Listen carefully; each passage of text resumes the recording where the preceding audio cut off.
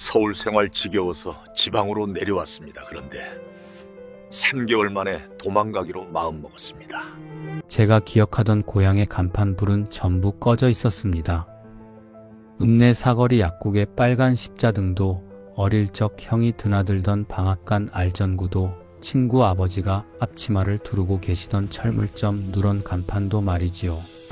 40년 만에 내려간 고향은 해만 떨어지면 길 하나 밝혀주지 못하는 거대한 어둠이었어요. 그 시끌벅적하던 저녁 골목은 아무리 두리번거려도 찾을 수가 없더군요. 서울살이 40년, 고향이라는 말만 들어도 가슴이 먼저 뛰던 평범한 60대였습니다. 저는 노원 변두리에서 한 건설사 관리부장으로 38년을 한눈 팔지 않고 살아온 사람이지요. 퇴직금과 낡은 아파트 판 돈을 합치니 4억에서 조금 못 미치더군요. 거기에 부부 연금 150만원. 서울에선 한숨이 새어나오는 액수였지만 고향 시골이라면 다를 거라 저는 그렇게 믿었습니다. 연금 150에 월세 단돈 만원. 그 숫자 2개만 손에 쥐면 남은 생은 황제처럼 살 줄로 믿었어요. 그런데 왜 저는 그 황제의 성에서 90일 만에 맨발로 쫓겨나듯 빠져나와야 했을까요? 아내가 시집 올 때 가져온 장식장도 평생 모은 가구도 전부 그 집에 버려둔 채로 말이지요. 첫 새벽 고속도로 위에서 제 핸들을 쥔 손은 덜덜 떨려서 길이 자꾸 이중으로 보였습니다. 여러분, 고향이라는 단어에 속지 마시지요. 그 단어 뒤에는 40년이라는 공백이 서늘하게 버티고 서 있습니다. 공짜처럼 보였던 그 집 뒤에는 사람의 영혼까지 저당 잡히게 만드는 보이지 않는 비용이 숨어 있었어요.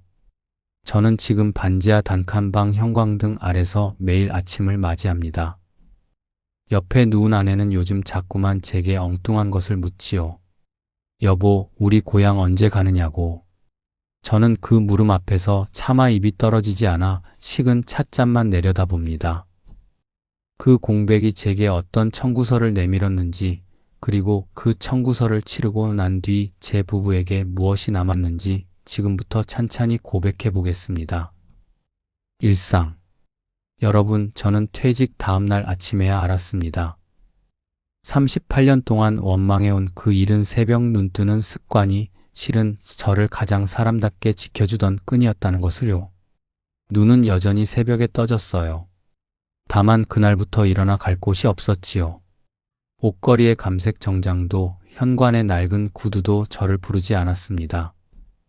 거실 소파에 앉아 창밖을 내다보면 건너편 동 불빛이 하나둘 켜지고 꺼지고 저마다 출근 준비 중인 그 풍경 앞에서 가슴 한구석이 텅 비는 기분이었어요.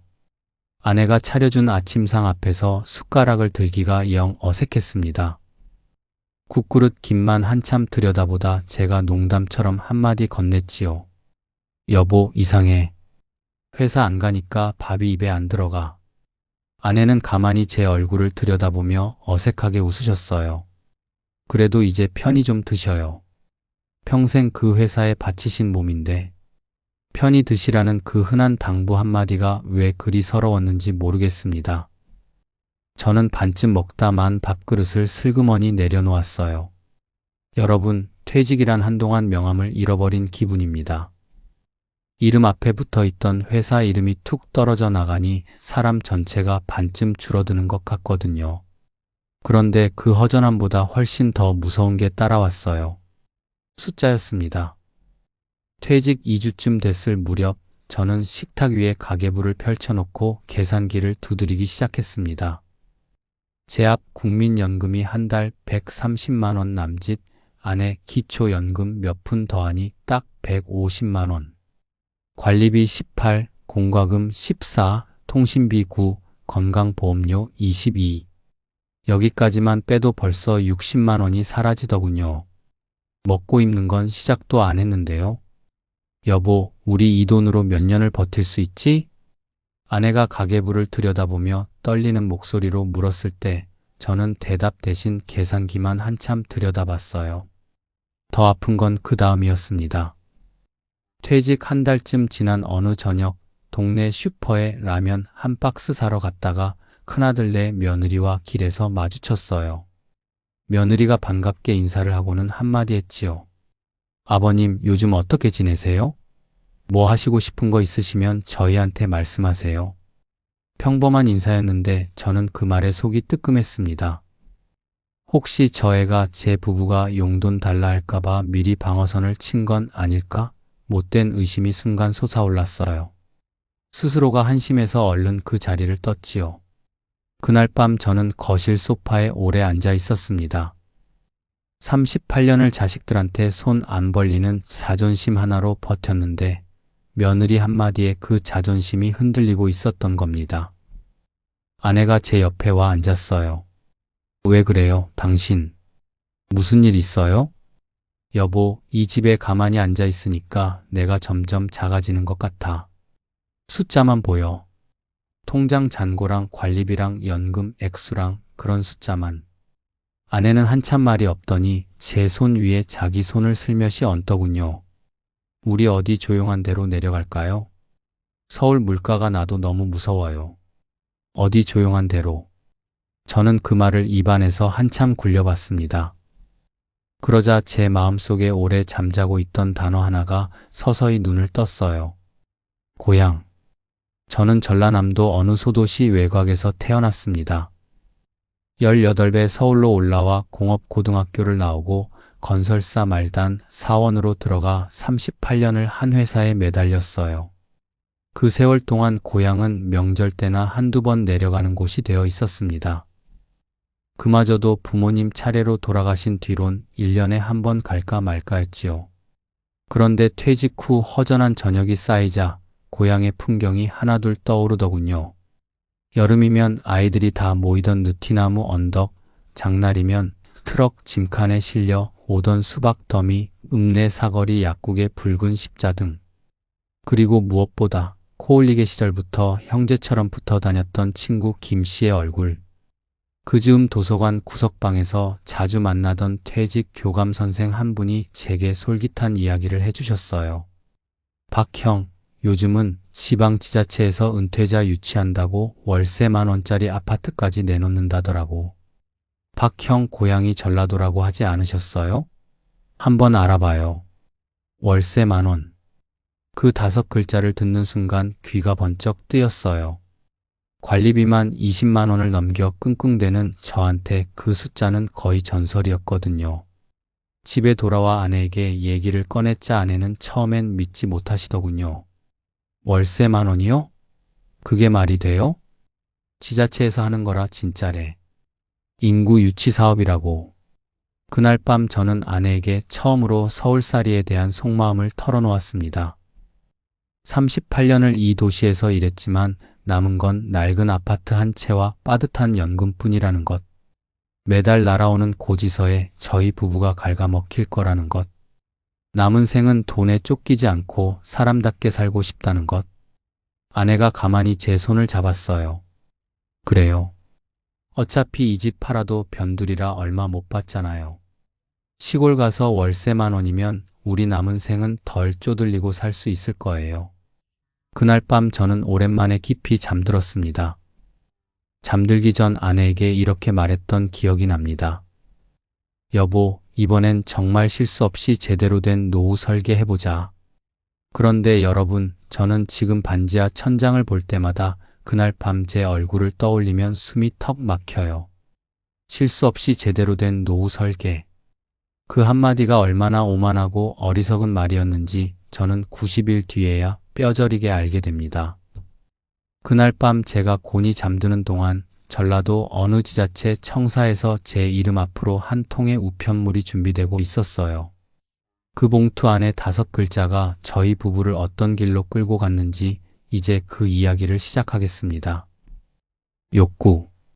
여러분, 저는 지금도 그 누런 서류 봉투가 우편함에 꽂혀있던 그 아침의 무게를 기억합니다. 발실란에 적힌 전라남도 어느 시청 이름을 손가락으로 한참 쓰다듬었어요. 한 달 전 도서관 어르신의 말을 듣고 저는 몰래 지자체 홈페이지에서 신청서를 냈습니다. 아내에겐 일단 접수만 해봤다고 얼버무렸지요. 그런데 진짜로 당첨 통지가 날아온 겁니다. 보증금 500에 월세 10,000원. 22평대 신축 아파트. 여보, 이리 와봐. 이것 좀 봐. 소리쳐 아내를 불렀어요. 앞치마를 든 채 뛰어나온 아내의 얼굴이 조금씩 붉어졌습니다. 이게 진짜예요? 진짜 월세 10,000원? 내가 꿈꾸는 거 아니지? 저희 부부는 그날 저녁 내내 그 서류를 식탁에 올려놓고 몇 번씩 다시 읽었어요.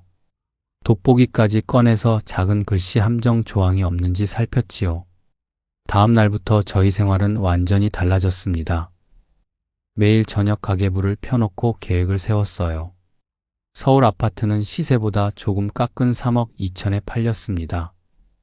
퇴직금 잔고와 적금을 긁어 모으니 4억에서 조금 못 미치는 돈이 통장에 찍혔어요. 38년 회사 다녀서 제 손에 남은 전부였지요. 여보, 내 계획 한번 들어봐. 3억은 무조건 예금에 묶어둬. 비상금이야, 손도 안 대는 거. 나머지 9천 중 5천은 시골 정착하는 데 쓰고 4천은 1년 여유 자금. 생활비는 부부연금 150으로 충당해. 월세 10,000원에 관리비 10만원 안쪽이면 우리 130 넘게 남아. 시골 물가면 넉넉하지. 여러분, 그 계산이 얼마나 순진했는지 저는 한참 뒤에야 알게 됩니다. 하지만 그땐 종이 위 숫자들이 저희의 남은 생을 완벽하게 지켜줄 거라 믿었어요. 계약서에 도장 찍기 전에 답사를 한번 다녀왔습니다. 몇십 년 만에 밟는 고향 땅이었어요. 역에 내리자 담당 공무원 김 주무관이 마중을 나와 계셨습니다. 30대 후반쯤 아주 상냥한 분이었어요.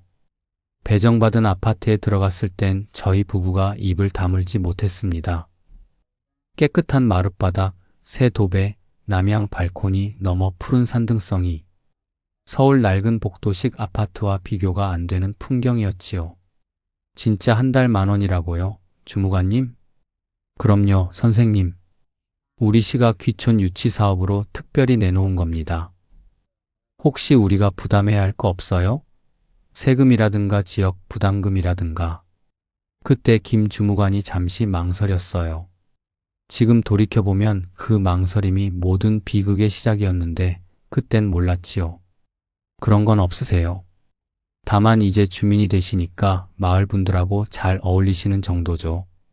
그건 어느 마을이나 마찬가지잖아요. 잘 어울려라. 저는 그 말을 편하게 해석했어요. 경로당에서 인사 잘 드리고 가끔 얼굴 비치면 되겠구나, 그렇게요. 저녁엔 읍내 한식당에서 마을 이장과 저녁 자리가 마련됐습니다. 60대 중반 덩치 좋은 분이었는데 저를 보자마자 두 손을 덥석 잡으시더군요. 아이고, 서울 선생님. 우리 마을에 반가운 손님이에요. 서울서 대기업 다니셨다면서. 우리 마을이 인재 한 분 모시게 돼서 얼마나 좋은지 몰라요. 막걸리를 주거니 받거니 하며 이장은 말끝마다 우리 마을이라고 저를 묶어주셨어요. 저는 완전히 마음을 놓았습니다. 숙소로 돌아온 아내도 그날 밤 제 손을 잡고 말씀하셨어요. 서울 생활 지겨워서 지방으로 내려왔습니다. 그런데 3개월 만에 도망가기로 마음먹었습니다. 제가 기억하던 고향의 간판 불은 전부 꺼져 있었습니다. 읍내 사거리 약국의 빨간 십자등도, 어릴 적 형이 드나들던 방앗간 알전구도, 친구 아버지가 앞치마를 두르고 계시던 철물점 누런 간판도 말이지요. 40년 만에 내려간 고향은 해만 떨어지면 길 하나 밝혀주지 못하는 거대한 어둠이었어요. 그 시끌벅적하던 저녁 골목은 아무리 두리번거려도 찾을 수가 없더군요. 서울살이 40년, 고향이라는 말만 들어도 가슴이 먼저 뛰던 평범한 60대였습니다. 저는 노원 변두리에서 한 건설사 관리부장으로 38년을 한눈 팔지 않고 살아온 사람이지요. 퇴직금과 낡은 아파트 판 돈을 합치니 4억에서 조금 못 미치더군요. 거기에 부부 연금 150만 원. 서울에선 한숨이 새어나오는 액수였지만 고향 시골이라면 다를 거라 저는 그렇게 믿었습니다. 연금 150에 월세 단돈 10,000원. 그 숫자 2개만 손에 쥐면 남은 생은 황제처럼 살 줄로 믿었어요. 그런데 왜 저는 그 황제의 성에서 90일 만에 맨발로 쫓겨나듯 빠져나와야 했을까요? 아내가 시집 올 때 가져온 장식장도 평생 모은 가구도 전부 그 집에 버려둔 채로 말이지요. 첫 새벽 고속도로 위에서 제 핸들을 쥔 손은 덜덜 떨려서 길이 자꾸 이중으로 보였습니다. 여러분, 고향이라는 단어에 속지 마시지요. 그 단어 뒤에는 40년이라는 공백이 서늘하게 버티고 서 있습니다. 공짜처럼 보였던 그 집 뒤에는 사람의 영혼까지 저당 잡히게 만드는 보이지 않는 비용이 숨어 있었어요. 저는 지금 반지하 단칸방 형광등 아래서 매일 아침을 맞이합니다. 옆에 누운 아내는 요즘 자꾸만 제게 엉뚱한 것을 묻지요. 여보, 우리 고향 언제 가느냐고. 저는 그 물음 앞에서 차마 입이 떨어지지 않아 식은 찻잔만 내려다봅니다. 그 공백이 제게 어떤 청구서를 내밀었는지, 그리고 그 청구서를 치르고 난 뒤 제 부부에게 무엇이 남았는지 지금부터 찬찬히 고백해 보겠습니다. 일상. 여러분, 저는 퇴직 다음날 아침에야 알았습니다. 38년 동안 원망해온 그 이른 새벽 눈뜨는 습관이 실은 저를 가장 사람답게 지켜주던 끈이었다는 것을요. 눈은 여전히 새벽에 떠졌어요. 다만 그날부터 일어나 갈 곳이 없었지요. 옷걸이의 감색 정장도 현관의 낡은 구두도 저를 부르지 않았습니다. 거실 소파에 앉아 창밖을 내다보면 건너편 동 불빛이 하나둘 켜지고 꺼지고 저마다 출근 준비 중인 그 풍경 앞에서 가슴 한구석이 텅 비는 기분이었어요. 아내가 차려준 아침상 앞에서 숟가락을 들기가 영 어색했습니다. 국그릇 김만 한참 들여다보다 제가 농담처럼 한마디 건넸지요. 여보, 이상해. 회사 안 가니까 밥이 입에 안 들어가. 아내는 가만히 제 얼굴을 들여다보며 어색하게 웃으셨어요. 그래도 이제 편히 좀 드셔요. 평생 그 회사에 바치신 몸인데 편히 드시라는 그 흔한 당부 한마디가 왜 그리 서러웠는지 모르겠습니다. 저는 반쯤 먹다 만 밥그릇을 슬그머니 내려놓았어요. 여러분, 퇴직이란 한동안 명함을 잃어버린 기분입니다. 이름 앞에 붙어 있던 회사 이름이 툭 떨어져 나가니 사람 전체가 반쯤 줄어드는 것 같거든요. 그런데 그 허전함보다 훨씬 더 무서운 게 따라왔어요. 숫자였습니다. 퇴직 2주쯤 됐을 무렵 저는 식탁 위에 가계부를 펼쳐놓고 계산기를 두드리기 시작했습니다. 제 앞 국민연금이 한 달 130만 원 남짓, 아내 기초연금 몇 푼 더하니 딱 150만 원. 관리비 18, 공과금 14, 통신비 9, 건강보험료 22. 여기까지만 빼도 벌써 60만 원이 사라지더군요. 먹고 입는 건 시작도 안 했는데요. 여보, 우리 이 돈으로 몇 년을 버틸 수 있지? 아내가 가계부를 들여다보며 떨리는 목소리로 물었을 때 저는 대답 대신 계산기만 한참 들여다봤어요. 더 아픈 건 그 다음이었습니다. 퇴직 한 달쯤 지난 어느 저녁 동네 슈퍼에 라면 한 박스 사러 갔다가 큰아들네 며느리와 길에서 마주쳤어요. 며느리가 반갑게 인사를 하고는 한마디 했지요. 아버님, 요즘 어떻게 지내세요? 뭐 하시고 싶은 거 있으시면 저희한테 말씀하세요. 평범한 인사였는데 저는 그 말에 속이 뜨끔했습니다. 혹시 저 애가 제 부부가 용돈 달라 할까봐 미리 방어선을 친 건 아닐까? 못된 의심이 순간 솟아올랐어요. 스스로가 한심해서 얼른 그 자리를 떴지요. 그날 밤 저는 거실 소파에 오래 앉아 있었습니다. 38년을 자식들한테 손 안 벌리는 자존심 하나로 버텼는데 며느리 한마디에 그 자존심이 흔들리고 있었던 겁니다. 아내가 제 옆에 와 앉았어요. 왜 그래요, 당신? 무슨 일 있어요? 여보, 이 집에 가만히 앉아 있으니까 내가 점점 작아지는 것 같아. 숫자만 보여. 통장 잔고랑 관리비랑 연금 액수랑 그런 숫자만. 아내는 한참 말이 없더니 제 손 위에 자기 손을 슬며시 얹더군요. 우리 어디 조용한 데로 내려갈까요? 서울 물가가 나도 너무 무서워요. 어디 조용한 데로. 저는 그 말을 입안에서 한참 굴려봤습니다. 그러자 제 마음속에 오래 잠자고 있던 단어 하나가 서서히 눈을 떴어요. 고향. 저는 전라남도 어느 소도시 외곽에서 태어났습니다. 18배 서울로 올라와 공업고등학교를 나오고 건설사 말단 사원으로 들어가 38년을 한 회사에 매달렸어요. 그 세월 동안 고향은 명절 때나 한두 번 내려가는 곳이 되어 있었습니다. 그마저도 부모님 차례로 돌아가신 뒤론 1년에 한 번 갈까 말까 했지요. 그런데 퇴직 후 허전한 저녁이 쌓이자 고향의 풍경이 하나둘 떠오르더군요. 여름이면 아이들이 다 모이던 느티나무 언덕, 장날이면 트럭 짐칸에 실려 오던 수박 더미, 읍내 사거리 약국의 붉은 십자 등. 그리고 무엇보다 코올리게 시절부터 형제처럼 붙어 다녔던 친구 김 씨의 얼굴.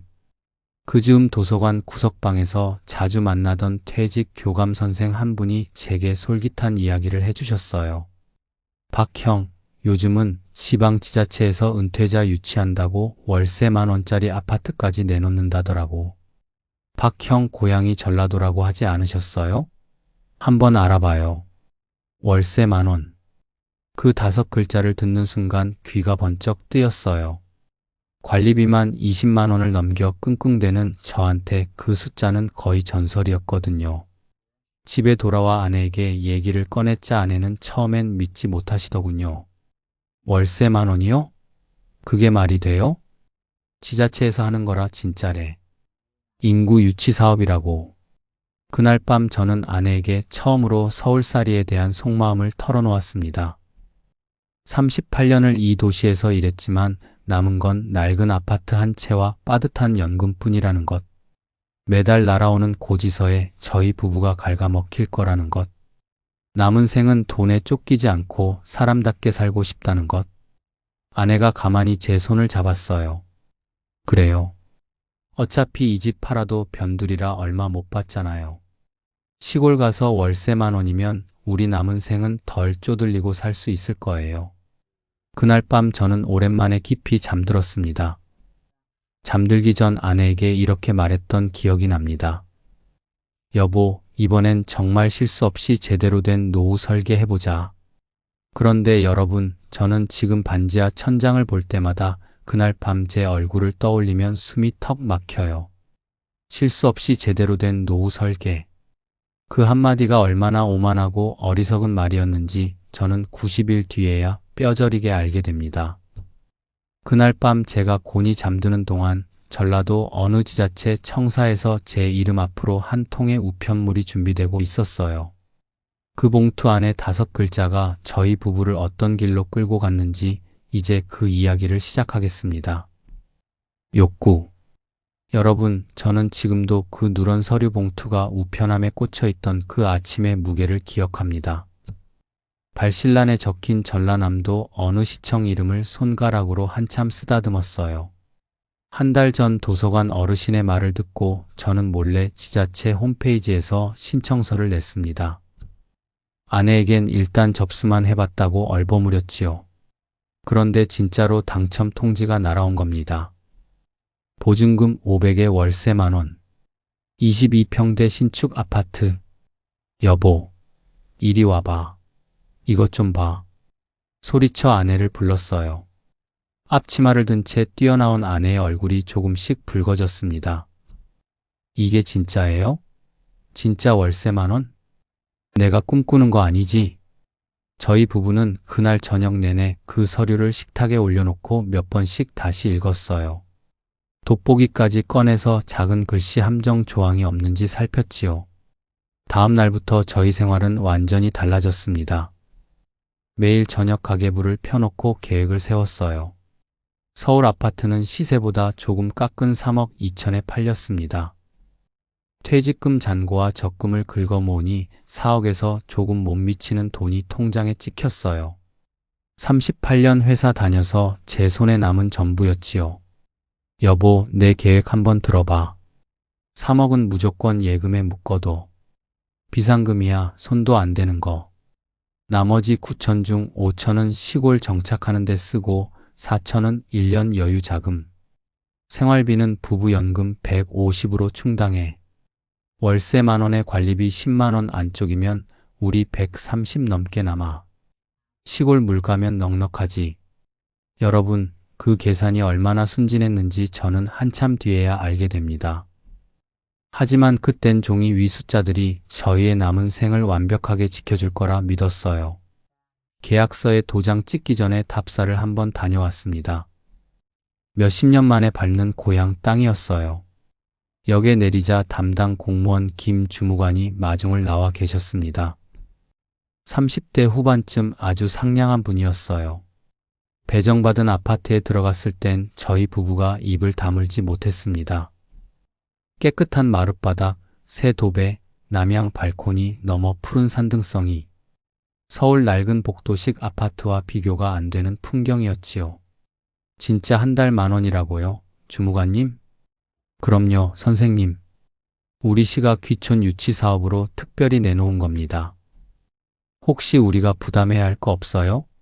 세금이라든가 지역 부담금이라든가. 그때 김 주무관이 잠시 망설였어요. 지금 돌이켜보면 그 망설임이 모든 비극의 시작이었는데 그땐 몰랐지요. 그런 건 없으세요. 다만 이제 주민이 되시니까 마을 분들하고 잘 어울리시는 정도죠. 그건 어느 마을이나 마찬가지잖아요. 잘 어울려라. 저는 그 말을 편하게 해석했어요.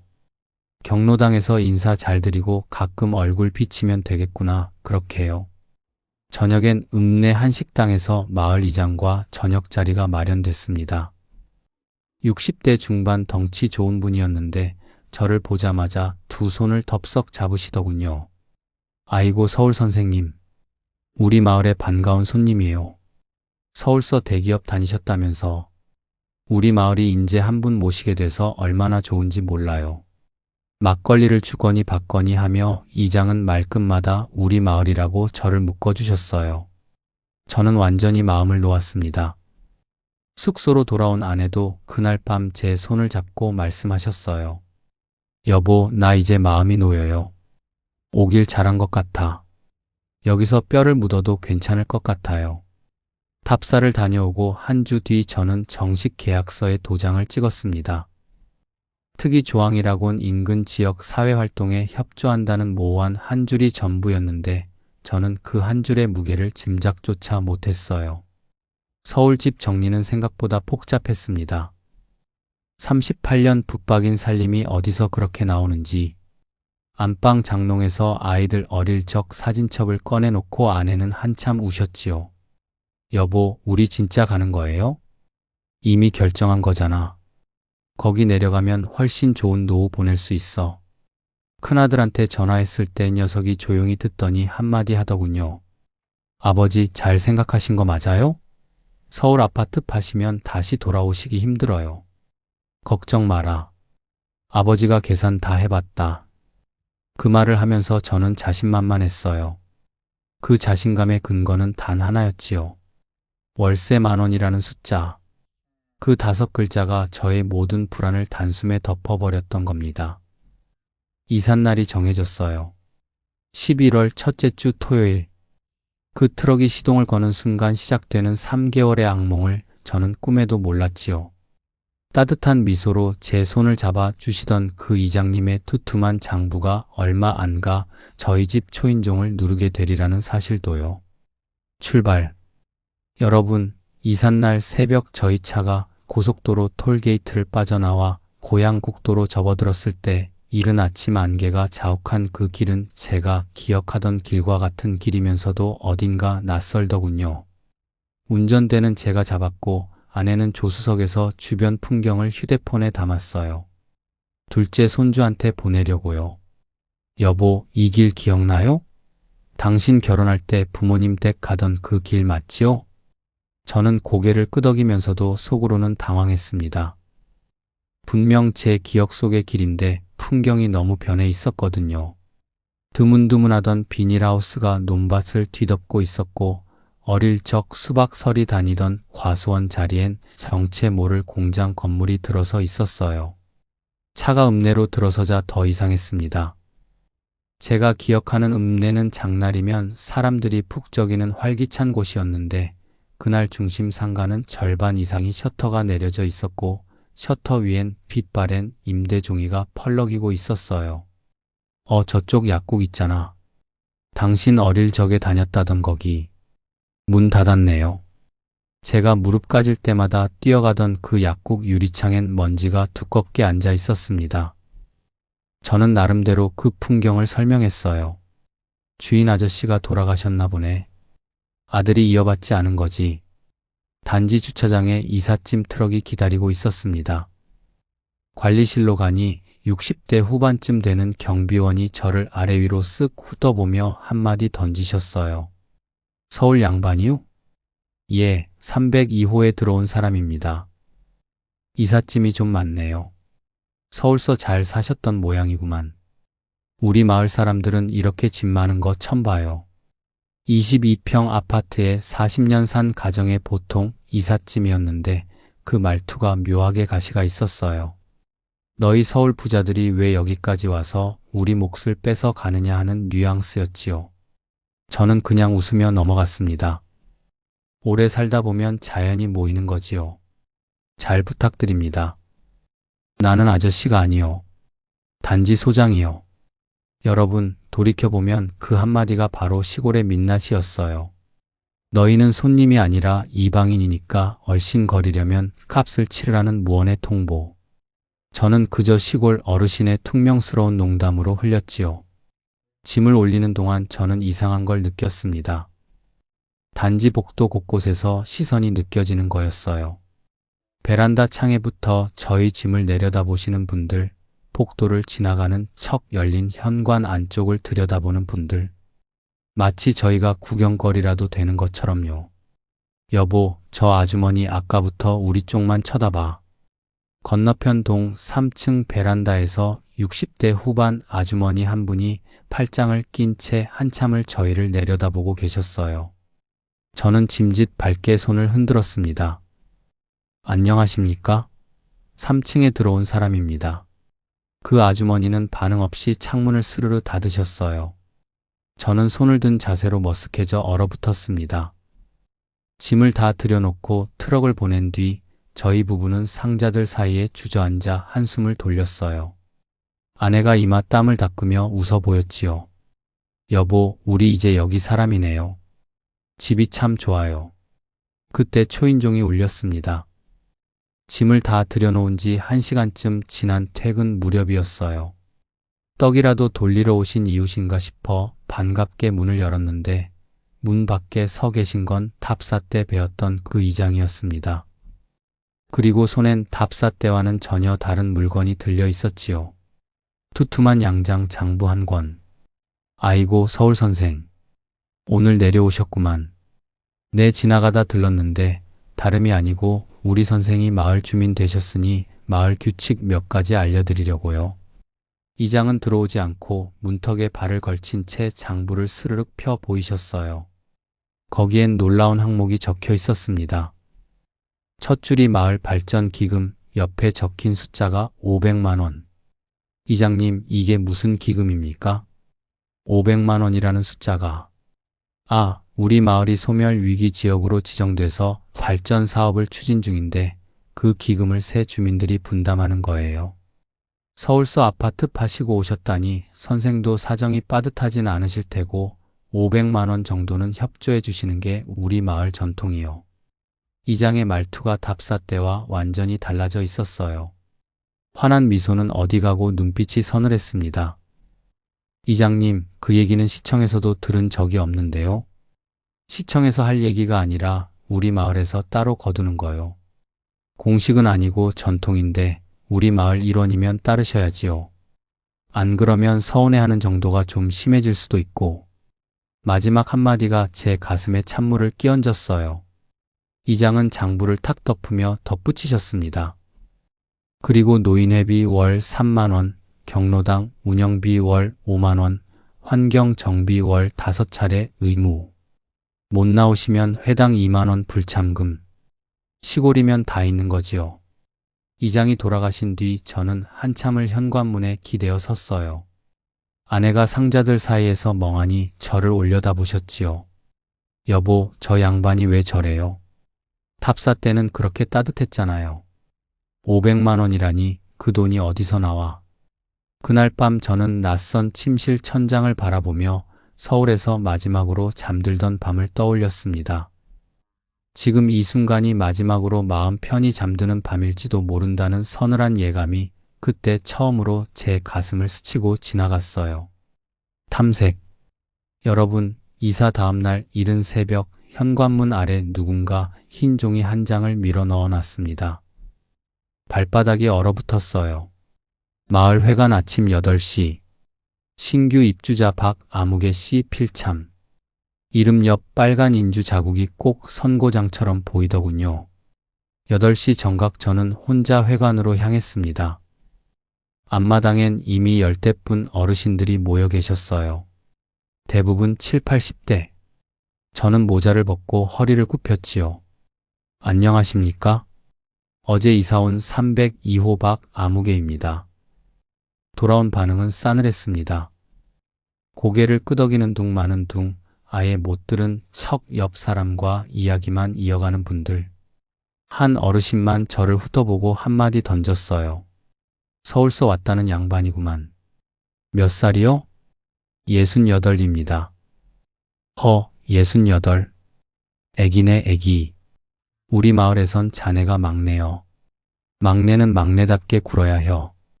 68 평생 이렇게 어린 취급받은 건 30 너머로는 처음이었어요.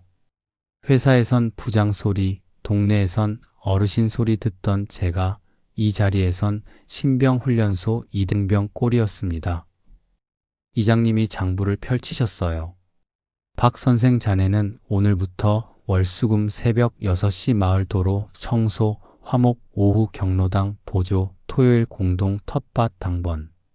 이렇게 하겠네. 이장님, 제가 월세 10,000원 아파트 입주민인데 이 정도 업무를. 말이 끝나기 전에 옆자리 어르신이 혀를 차셨어요. 월세 10,000원이 공짜가 아니야. 그만한 값을 치르는 거지. 우리 89 어른들이 평생 해오신 일을 팔팔한 막내가 들어왔으니 물려받는 거고. 이장님, 제 무릎이 좀 안 좋아서.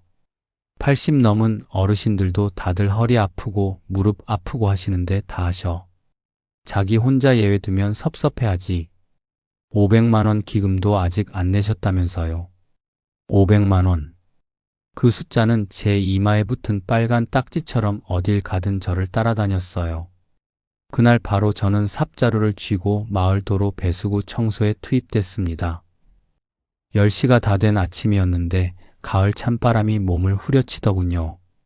저보다 훨씬 연세 많으신 두 어르신이 저를 끼고 일하는 법을 가르치셨어요. 이거 이렇게 쳐내서 여기 퍼 담는 거요. 아, 왜 굼떠? 서울선 이런 거 안 해봤지? 예, 사무직이었어서요. 사무직.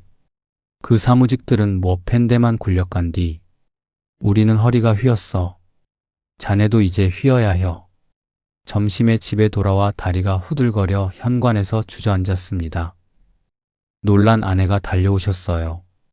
저는 아내 앞에서 68 평생 보인 적 없는 구겨진 얼굴을 절대 보이고 싶지 않아 웃으며 얼버무렸습니다. 조금 피곤한 것뿐이야. 괜찮아. 그날 오후 내내 저는 파스를 붙이고 침대에 엎드려 있었어요. 제가 꿈꿨던 노후가 이런 거였나 천장을 보며 자문했습니다. 여러분, 몸 고된 건 차라리 참을 만했어요. 문제는 시선과 뒷말이었지요. 몸의 상처는 아물지만 시선의 상처는 밤마다 곱씹으며 벌어지거든요. 이사 열흘쯤 지난 날 아내가 읍내 마트 장을 보고 장바구니를 반쯤 비운 채 돌아왔습니다. 얼굴이 새빨개져 있었어요. 여보, 나 창피해서 다 못 사고 왔어요. 계산대 뒤에 아주머니 두 분이 그러시더라고요. 아이고, 서울 아줌마. 10,000원 아파트 살면서 뭘 저렇게 잔뜩 사요. 들으라는 듯이. 계산하시는 아주머니는 외상 안 된다고 굳이 저한테 말씀하시고 저는 아내를 꽉 껴안았어요. 어깨가 가늘게 떨리고 있었습니다. 제 아내가 살면서 이런 멸시를 받은 적은 한 번도 없었지요. 그 주 토요일엔 회관에서 환영식이 열렸어요. 이장님이 저희를 소개해 주시고 자리에 앉았는데 조금 지나 이장님이 제게 귀옛말을 하시더군요. 박 선생, 오늘 이 자리에 어떻게 빈손으로 오셨어요? 우리 마을 전통인데 신규 입주자 환영식에는 술이라도 한 상자 정도는 가져오는 게 도리요. 시청에서도 답사에서도 들은 적 없는 얘기였어요. 저는 그 자리에서 말다툼을 할 수는 없어서 고개만 끄덕였습니다. 회관에서 돌아오는 길 아내는 내내 우셨어요. 여보, 나 이제 회관 안 갈래요. 거기 다시는 안 갈 거예요. 아파트 안에서도 마찬가지였습니다. 엘리베이터에 타면 타고 있던 분들이 대화를 멈추셨어요. 저희가 내리면 문 너머로 속닥거림이 새어나왔고요. 한 번은 아내가 분리수거장에 다녀와 하얗게 질려 계셨어요. 내 쓰레기 봉투를 옆 할머니가 발로 툭 차시더라고요. 서울 사람들은 정리도 참 허접하게 하네, 그러세요. 할머니들이 그냥 심심하셔서 그럴 거야. 마음에 담아두지 마. 저는 아내를 달랬지만 속으로는 자문하고 있었어요. 우리가 뭘 잘못한 걸까요? 월세 10,000원짜리 집에 들어왔다는 게 이 마을에선 그렇게 큰 원죄였을까요? 이사 보름 만에 저는 알게 됐습니다. 시골의 정이란 말이 얼마나 얄팍한 포장이었는지를요. 포장을 한꺼풀 벗기자 그 속엔 오래된 계산과 외지인 경계와 저희끼리만 통하는 위계가 잠겨 있었어요. 저희 부부는 그 위계의 맨 밑바닥이었지요. 그럼에도 제가 버틸 수 있었던 건 단 하나의 믿음 때문이었어요. 적어도 옛 친구 김씨만은 변하지 않았을 거라는 믿음. 40년 전 송사리를 같이 잡던 그 친구, 결혼식 사회를 봐주며 눈물을 훔치던 그 친구 하나만 찾아내면 이 낯선 땅이 조금은 고향답게 느껴지지 않을까 하는 막연한 희망. 그 희망이 제 남은 3개월을 더 잔인하게 무너뜨릴 마지막 발판이 될 줄은 정말 몰랐습니다. 획득. 여러분, 이사 3주째 토요일 오후. 저는 드디어 용기를 내서 김 씨를 찾으러 나섰어요. 휴대폰에 저장돼 있던 김 씨 번호는 이미 없는 번호였거든요. 여보, 그 친구만 만나면 여기 생활도 달라질 거야. 그 친구가 한마디만 하면 분위기 확 바뀔 거고. 아내가 힘없이 웃었습니다. 여보, 너무 기대하지 마요. 40년이잖아요. 누가 알겠어요, 어디가 계실지. 김 씨는 그런 친구 아니야. 고향에서 뼈 묻을 거라고 했던 친구야. 낡은 승용차를 몰고 본동으로 내려갔습니다. 그런데 제 기억 속 골목이 하나도 남아있지 않더군요. 흙길이던 골목은 다 시멘트 포장이 되어 있었고 기와지붕 낮은 집들은 전부 철거되고 조립식 슬라브 집들이 들어서 있었어요. 아예 골목 자체가 없어진 곳도 있었고요. 한참 헤맨 끝에 옛 간판 그대로인 이발관 한 군데를 발견했습니다. 반가운 마음에 문을 밀고 들어갔지요. 어르신, 혹시 김아무개 씨 댁을 아십니까? 오, 형제 막내요. 제 초등학교 동창입니다. 70 넘어 보이는 이발사 어르신이 가위질을 멈추셨어요. 아, 그 집. 한 5년 전에 서울인가 경기도인가로 다 올라갔어요. 그 집도 그 애 팔고. 제 가슴이 쿵 내려앉았습니다. 그 친구도요? 그 친구라기보다 그 집 막내지. 자식들 따라 경기도로 올라갔어요. 땅값이 좀 오른다고 해서. 이제 여기엔 연고도 없을 거요. 근데 양반은 누구요? 302호에 이번에 들어온 사람입니다. 아, 그 10,000원 아파트. 그 한마디였어요. 그 10,000원 아파트. 억양이 너무 익숙했지요. 약간의 비아냥과 경멸과 질투가 섞인 그 톤. 저는 인사만 드리고 황급히 빠져나왔습니다. 길거리에 서서 한참 하늘만 올려다봤어요. 제가 40년 가슴에 품었던 친구가 이미 5년 전에 이 땅을 뜬 사람이었다는 사실이 실감나지 않았습니다. 집으로 돌아오는 차 안에서 저는 한 번도 멈추지 않고 눈물을 흘렸어요. 다음 주 이장 동창 모임 명부를 통해 아직 마을에 남아있는 초등학교 동창 한 명과 연락이 닿았습니다. 농사일을 한다고 했어요. 읍내 한 식당에서 만났는데 얼굴은 늙었어도 눈매는 그대로였지요. 저는 반가워 그를 덥석 껴안았어요. 그런데 그 친구 반응이 미묘했어요. 어깨를 툭 치고 자리에 앉더니 막걸리 잔부터 들이키더군요. 반갑다. 근데 너 서울서 성공해서 내려왔다며? 아파트 몇 채 가진 양반이라고 하던데. 무슨 아파트 몇 채야? 낡은 아파트 하나 팔아서 왔어. 그럼 10,000원 아파트는 왜 굳이 들어갔어?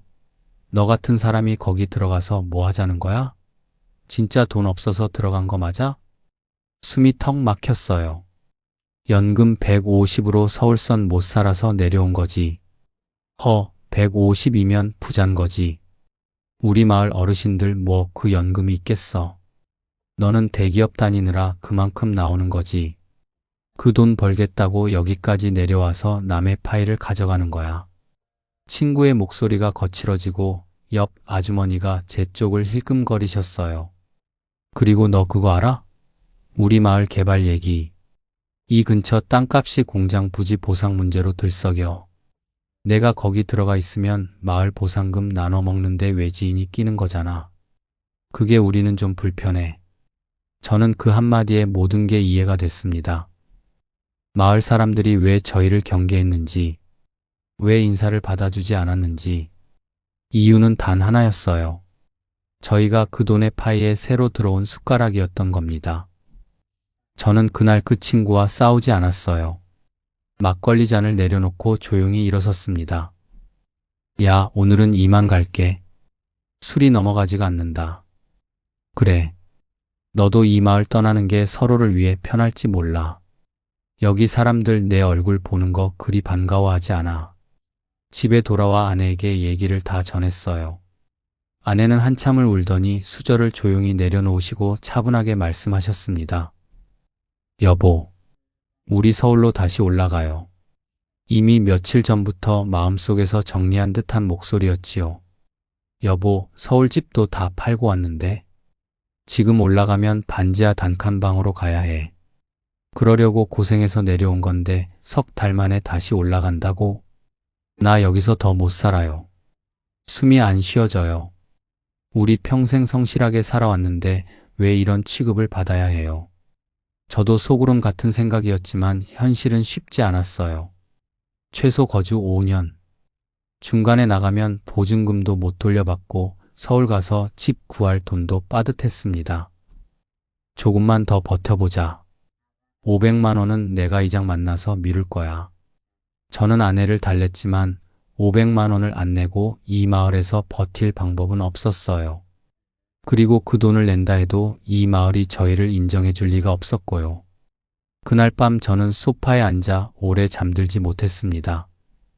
창밖 마을 불빛들이 이제는 저를 감시하는 눈동자처럼 느껴졌어요. 그 자리에서 저는 깨달았어요. 제가 고향이라 믿었던 장소가 이미 오래전에 죽어버린 땅이라는 것을요. 제가 그리워했던 건 장소가 아니라 그 장소에 깃들어 있던 사람과 시간이었는데 그 사람과 시간이 사라진 땅은 생전 가본 적 없는 동네보다 훨씬 낯선 유령의 땅이었습니다. 노후 준비에서 제일 중요한 게 무엇인지 그날 밤 저는 처음으로 제대로 깨달았어요. 숫자가 아니었습니다. 제 마음이 기댈 곳, 제가 안식을 찾을 수 있는 곳. 그것을 먼저 물었어야 했는데 저는 월세 10,000원이라는 숫자 노름에만 빠져서 제일 중요한 질문을 놓쳤던 겁니다. 그런데 그 깨달음만으론 부족했어요. 바로 그 다음 주 제 부부의 삶을 송두리째 뒤집는 사건이 기다리고 있었지요. 아내가 국도변 어둠 속에서 길을 잃는 그 밤이 말이지요. 여러분, 이사 2달째로 접어든 어느 평일이었어요. 아내가 아침부터 유난히 무릎을 주무르며 얼굴을 찡그리셨습니다. 서울부터 끌고 온 퇴행성 관절염이 시골 노동에 다시 도진 거였어요. 여보, 오늘 읍내 정형외과 좀 다녀올게요. 주사 한 대 맞으면 나을 거예요. 혼자 갈 수 있겠어? 내가 공동 텃밭 당번이라 오늘은 못 움직이는데. 아내가 씩씩하게 손을 저으셨어요. 버스 시간 딱 맞춰 다녀오면 되지요. 답사 때 당신이랑 몇 번 다녀서 익숙해요. 진료 끝나면 꼭 전화해. 바로 마중 나갈 테니까. 밤늦게는 절대 혼자 다니지 말고. 네네, 걱정 말아요. 그게 제 아내와 나눈 그날의 마지막 정상적인 대화가 될 줄은 꿈에도 몰랐지요. 오후 3시쯤 텃밭일을 마치고 집에 돌아오니 시계가 벌써 4시 반을 가리키고 있었습니다. 오후 2시 반이 마지막 귀가 버스였어요. 진료가 일찍 끝났으면 그 버스로 돌아왔어야 했는데 집안이 조용했습니다. 여보, 대답이 없었어요. 저는 황급히 전화를 걸었어요. 신호는 가는데 받지를 않더군요. 진료 보시느라 바쁘신가 하고 스스로 달래며 텔레비전을 틀었습니다.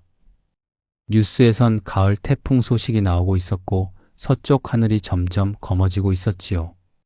5시가 넘자 속이 타기 시작했어요. 다시 전화를 걸었는데 이번엔 신호음이 끊기고 차가운 기계 음성이 흘러나왔습니다. 고객님의 전원이 꺼져 있어 연결되지 않습니다. 귀를 의심했어요. 아내는 충전에 무심한 편이긴 했지만 외출 전엔 꼭 완충하고 나갔거든요. 그 순간 가슴 한쪽이 서늘해졌습니다. 저는 자동차 키를 쥐고 뛰쳐나갔어요. 시동을 거는 순간 굵은 빗방울이 앞 유리에 뚝 떨어졌지요. 읍내 정형외과에 도착하니 이미 문이 닫혀 있었어요. 옆 약국 사장님이 아내를 기억하시더군요. 서울 억양 아주머니요? 네, 기억나요. 주사 맞고 1시쯤에 처방전 받으러 오셨어요. 그 뒤로 어디로 가셨는지 저는 고맙다는 말만 남기고 다시 차에 올랐어요. 버스 정류장은 이미 텅 비어 있었습니다. 막차까지 다 끊긴 시간이었지요. 여러분, 이 대목에서 한번 상상해 보십시오. 낯선 시골, 밤이 내려왔는데 비가 쏟아지고 가로등은 100m의 한계꼴로 겨우 서 있고 가도 사람 그림자 하나 보이지 않는 그 국도를요. 아내는 무릎 아파 지팡이를 짚고 다니는 60대 후반 여자였어요. 그 몸으로 이 어둠 속에 혼자 서 있을 거라 생각하니 운전대를 잡은 손이 덜덜 떨려 운전이 되질 않았습니다. 저는 병원에서 아파트까지 국도를 왕복하며 창문을 열고 외쳤어요. 여보, 여보 어디 있어? 내 말 들려. 빗소리와 바람소리에 제 목소리가 멀리 가지도 않았습니다. 지나가는 마을 어르신들한테 무작정 물어보기 시작했어요. 지팡이 짚은 60대 후반 여자분 못 보셨어요? 서울 아주머니요. 못 봤는디요. 근디 이 밤에 여자 혼자 어디를 다녀요? 빨리 찾으시오. 어느 트럭 기사 한 분은 저를 불쌍히 보시더니 국도 한 바퀴를 같이 돌아주셨어요. 그분 트럭 조수석에 앉아 헤드라이트로 주변을 비추며 제 아내를 찾는 그 순간 저는 한없이 초라했습니다. 평생 아내 하나는 지키겠다고 큰 소리치며 살아온 68살 남자가 낯선 사람 트럭을 얻어 타고 자기 아내를 찾고 있었거든요. 2시간 가까이 국도를 뒤진 끝에 드디어 아내를 찾았어요. 아파트에서 3km 떨어진 버스 정류장, 이미 폐쇄된 지 오래된 그 시멘트 벤치 위에 아내가 웅크리고 앉아 계셨습니다. 여보, 여보. 제가 뛰어내려가 아내를 일으켰을 때 아내는 얼굴이 새하얗고 입술이 새파랬어요. 옷은 비에 젖어 온몸이 덜덜 떨리고 지팡이는 보이지 않았습니다. 저는 아내를 품에 안고 목 놓아 울었어요. 68 늙은이가 국도변 낡은 정류장에서 어린아이처럼 엉엉 울었습니다. 여보, 나 길을 잃었어. 버스를 탔는데 반대 방향이었나 봐. 기사 아저씨가 내려서 맞은편에서 다시 타라고 했는데 정류장이 어느새 또 없어지고 걸어서 되돌아오려니까 무릎이 너무 아파서 돌아오는 트럭에서 아내는 제 어깨에 기대 잠든 듯 눈을 감으셨어요. 집에 도착해 아내를 씻기고 이불에 눕혔을 때 저는 처음으로 깨달았습니다. 제가 꿈꿨던 노후 설계가 얼마나 반쪽짜리였는지를요.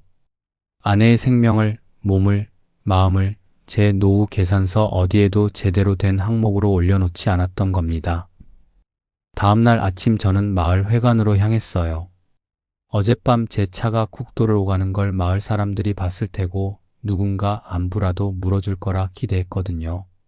그런데 이장과 어르신들이 저를 기다리고 계셨습니다. 안부가 아니라 추궁을 위해서요. 박 선생, 어제 밤늦게까지 차 몰고 동네 휘젓고 다니셨다고? 누가 신고해서 다 알고 있어요. 비 오는 날 그러면 동네 사람들이 놀라잖아요. 그리고 오늘 아침 공동 텃밭 당번이었는데 안 나오시고. 저는 귀를 의심했어요. 이장님, 어제 제 아내가 실종됐다가 겨우 찾은 겁니다. 병원 다녀오다 길을 잃어서 몇 시간을 헤맸어요. 휴대폰 배터리도 꺼져서. 아, 그건 안 됐는데. 부인이 길 잘 모르는 것도 박 선생 책임이고 비 오는 날 굳이 병원 가게 한 것도 박 선생 책임이요. 우리 마을 사람 일도 아닌데 우리가 뭐라 할 건 없고. 근데 당번 빠지는 건 안 돼요. 벌금 2만 원 내셔야 하고. 옆에 서 계시던 어르신이 한술 더 뜨셨지요. 그 연세에 여자 혼자 차 없이 병원 가면 안 되는 거지. 서울 사람이 좀 거시기요. 저는 그 자리에서 아무 말도 못했어요. 말을 한들 무슨 소용이겠습니까? 아내가 몇 시간 어둠 속에서 떨었다는 사실도 그들에겐 남의 집안일이었지요. 저는 지갑에서 2만 원을 꺼내 이장님께 건네고 고개 한번 숙이고 아파트로 돌아왔습니다. 돌아오는 길 저는 결심했어요. 더는 이 마을에서 버틸 수 없다고. 아내의 몸과 마음이 먼저 꺾이기 전에 떠나야 한다고. 그런데 떠나기 전 저는 꼭 한 군데 가보고 싶은 곳이 있었습니다. 어릴 적 뛰놀던 느티나무 언덕. 풍경 하나는 저를 배신하지 않을 거라 믿었거든요. 그 언덕에서 제가 무엇을 보게 됐는지, 그 광경이 저희 부부를 야반도주로 몰아넣은 마지막 결정타가 된 사연을 지금부터 전하겠습니다. 귀환. 여러분, 아내 실종 일주일 뒤 어느 토요일 아침, 저는 아내 손을 잡고 느티나무 언덕으로 차를 몰았어요. 아내는 여전히 지팡이를 짚고 있었지만 제가 꼭 보여주고 싶은 풍경이 있다 하니 말없이 따라 나서 주셨습니다. 여보, 내가 어릴 적 제일 사랑했던 데야. 서울 생활 지겨워서 지방으로 내려왔습니다. 그런데 3개월 만에 도망가기로 마음먹었습니다. 제가 기억하던 고향의 간판불은 전부 꺼져 있었습니다. 읍내 사거리 약국의 빨간 십자등도, 어릴 적 형이 드나들던 방앗간 알전구도, 친구 아버지가 앞치마를 두르고 계시던 철물점 누런 간판도 말이지요.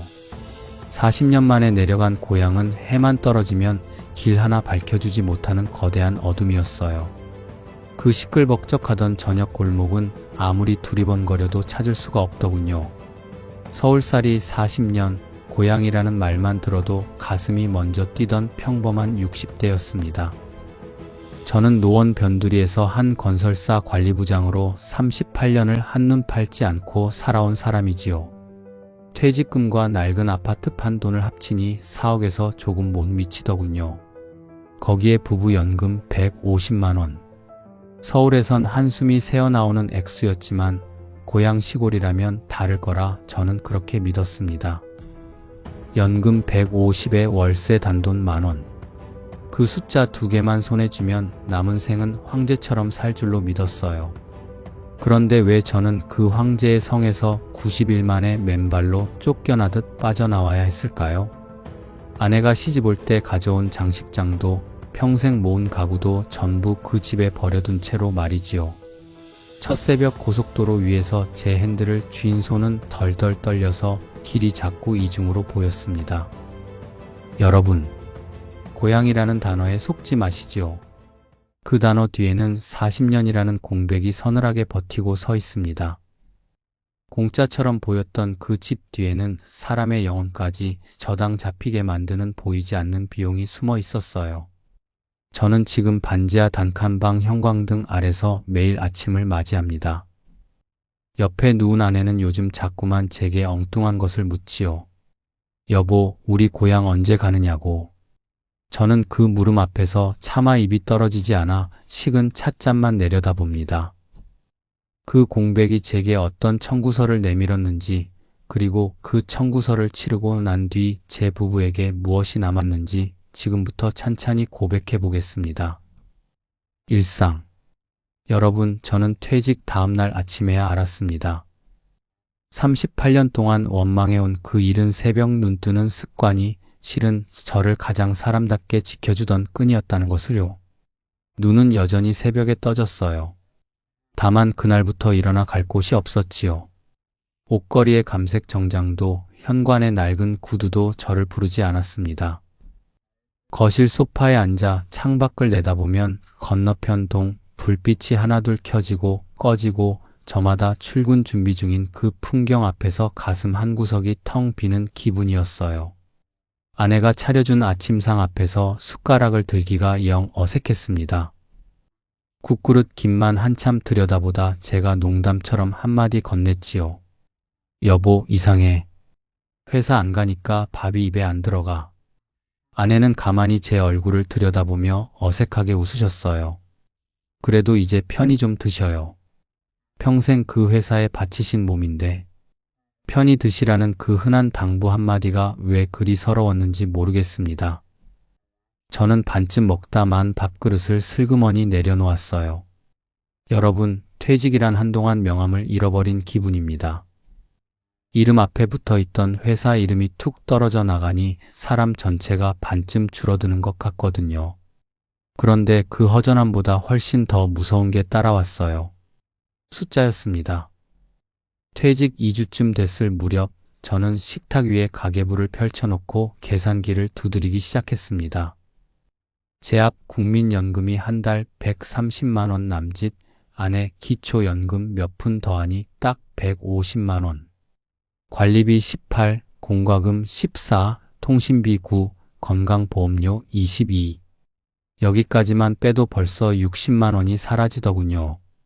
먹고 입는 건 시작도 안 했는데요. 여보, 우리 이 돈으로 몇 년을 버틸 수 있지? 아내가 가계부를 들여다보며 떨리는 목소리로 물었을 때 저는 대답 대신 계산기만 한참 들여다봤어요. 더 아픈 건 그 다음이었습니다. 퇴직 한 달쯤 지난 어느 저녁 동네 슈퍼에 라면 한 박스 사러 갔다가 큰아들네 며느리와 길에서 마주쳤어요. 며느리가 반갑게 인사를 하고는 한마디 했지요. 아버님, 요즘 어떻게 지내세요? 뭐 하시고 싶은 거 있으시면 저희한테 말씀하세요. 평범한 인사였는데 저는 그 말에 속이 뜨끔했습니다. 혹시 저 애가 제 부부가 용돈 달라 할까봐 미리 방어선을 친 건 아닐까? 못된 의심이 순간 솟아올랐어요. 스스로가 한심해서 얼른 그 자리를 떴지요. 그날 밤 저는 거실 소파에 오래 앉아 있었습니다. 38년을 자식들한테 손 안 벌리는 자존심 하나로 버텼는데 며느리 한마디에 그 자존심이 흔들리고 있었던 겁니다. 아내가 제 옆에 와 앉았어요. 왜 그래요, 당신? 무슨 일 있어요? 여보, 이 집에 가만히 앉아 있으니까 내가 점점 작아지는 것 같아. 숫자만 보여. 통장 잔고랑 관리비랑 연금 액수랑 그런 숫자만. 아내는 한참 말이 없더니 제 손 위에 자기 손을 슬며시 얹더군요. 우리 어디 조용한 데로 내려갈까요? 서울 물가가 나도 너무 무서워요.